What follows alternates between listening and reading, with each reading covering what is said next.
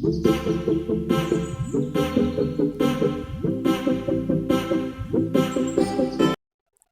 Everyone, welcome back to our channel.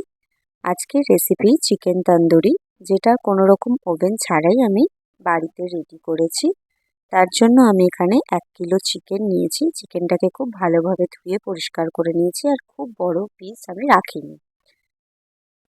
আমি এখানে কিছুটা ভিনিগার আর কিছুটা নুন দিয়ে এটাকে 15 মিনিটের জন্য আমি ম্যারিনেট করে রেখে দেব। আমি কিছুটা বেসন শুকনো কড়াইতে একটু ড্রাই রোস্ট করে নিয়েছি। 15 মিনিট পরে চিকেনের মধ্যে আমি ওই বেসন আর আদা রসুন বাটা আর তার সাথে দোকান থেকে আনা চিকেন তন্দুরি যে মশলার প্যাকেট হয় সেখান থেকে আমি 2 চামচের মতন দিয়ে দিয়েছি। আর তার সাথে দিয়েছি টক দই,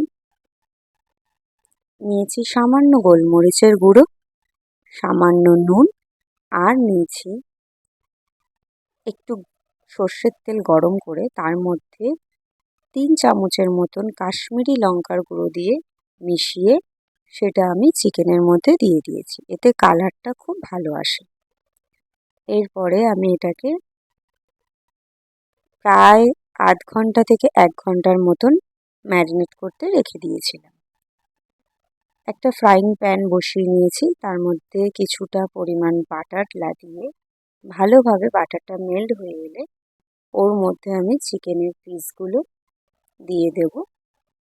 চিকেনের পিসটাকে ভালোভাবে সেঁকে নেব। একটু টাইম ধরে এটা করতে হবে, কিন্তু ম্যারিনেট করে রাখলে চিকেনটা কিন্তু অনেকটা নরম হয়েই যায়।